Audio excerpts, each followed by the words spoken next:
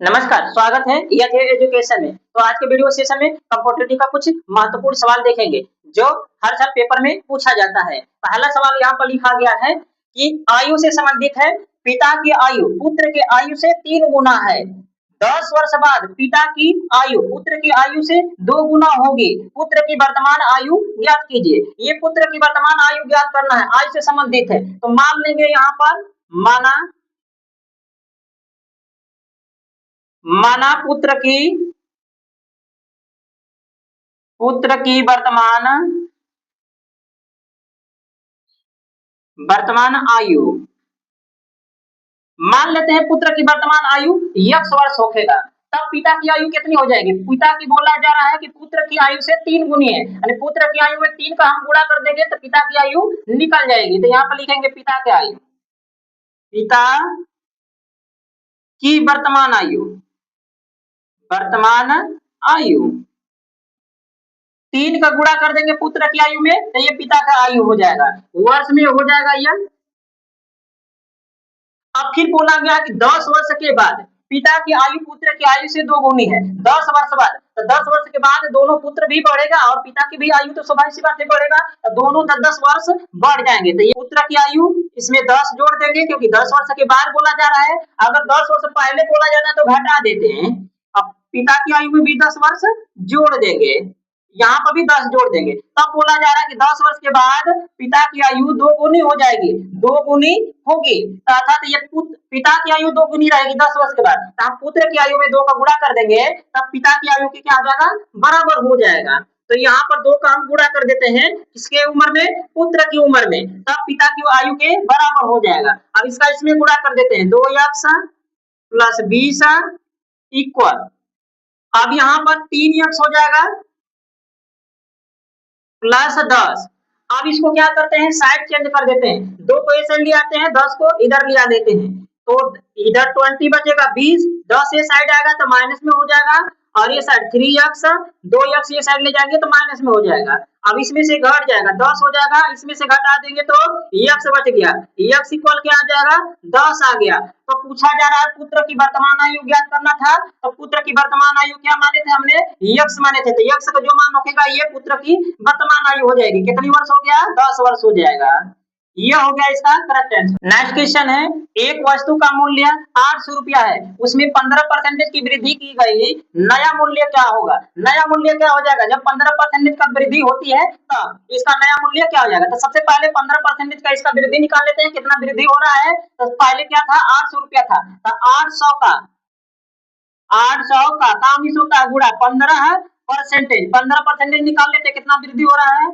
800 गुणे 15 परसेंटेज हटेगा बटा में 100, डबल जीरो से डबल जीरो कट जाएगा, और 15 बाटे 120 होता है। 120 रुपया का क्या हो गया? वृद्धि हो गया। तो यहाँ पे लिखेंगे वृद्धि। 120 रुपया का क्या हो गया?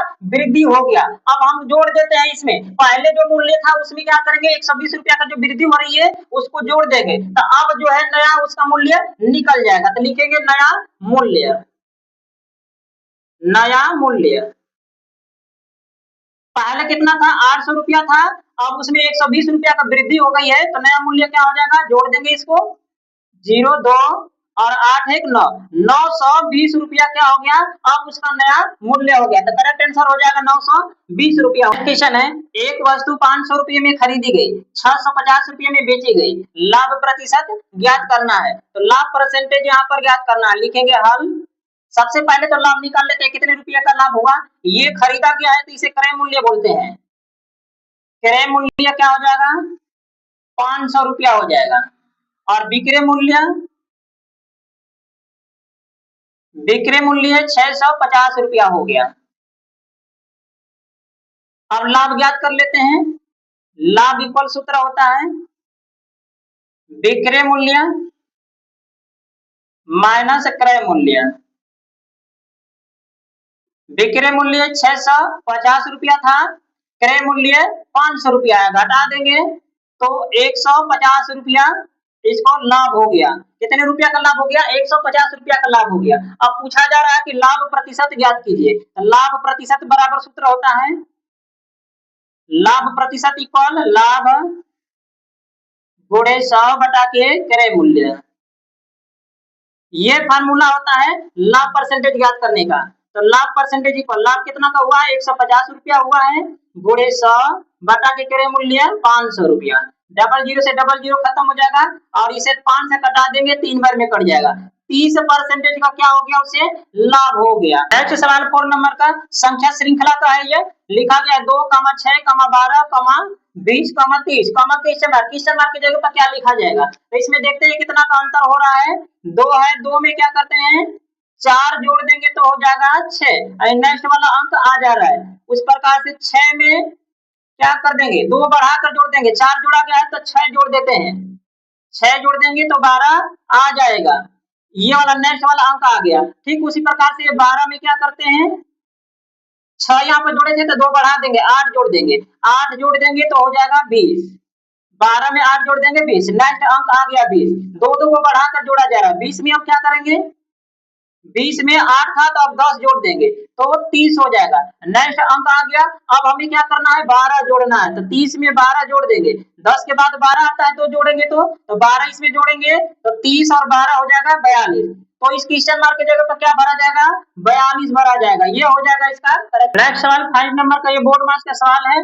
बोर्ड मास में जो होता है सबसे पहले डिवाइड करते हैं। अगर ये साधारण में कोष्टक में नहीं है तो, अगर कोष्टक में रहता तो सबसे पहले रेखा कोष्टक ओपन करते हैं, फिर इसके बाद छोटा कोष्टक ओपन करते हैं, फिर मिडिल कोष्टक ओपन करते हैं, अंत में बिग कोष्टक ओपन किया जाता है। लेकिन जब कोष्टक में नहीं होता है साधारण में होता है ये बोर्ड मास, तो सबसे पहले डिवाइड किया जाता है, मल्टीप्लाई, फिर ऐड, अंत में सब्ट्रैक्शन किया जाता है। इसमें भी वही किया जाएगा लेकिन सबसे पहले कुछ रेखा कोष्टक ओपन करेंगे। रेखा कोष्टक ओपन करने में ये चिन्ह सबसे पहले ध्यान देखेंगे कि डिवाइड सबसे पहले करेंगे, मल्टीप्लाई, फिर इसके बाद ऐड करते हैं, फिर सब्ट्रैक्शन करते हैं। तो 5 का डिवाइड करेंगे तो 5 4 जा होता है 20, ये 4 बार में 20 आ जाएगा तो 4 लिखेंगे, मल्टीप्लाई 4, ऐड, बाकी अंक को उतार देते हैं 6। अब दूसरे नंबर पर गुणा करेंगे तो इसका इसमें गुणा कर देंगे, 4 4 जा 16 होता है, ऐड 8, सब्ट्रैक्शन 6।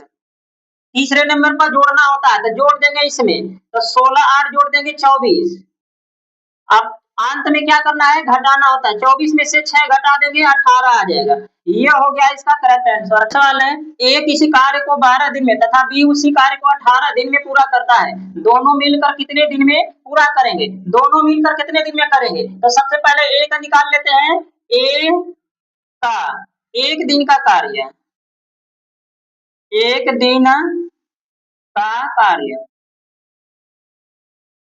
बराबर, अब 1 दिन का कार्य ए का निकाल लेंगे तो 1 दिन का कितना कर रहा हुआ 12 दिन में कर देता है अपना पूरा कार्य, तो 1 का चौथा भाग कर लेगा 1 बटा के 12 दिन हो जाएगा। फिर बी का कार्य निकाल लेते हैं,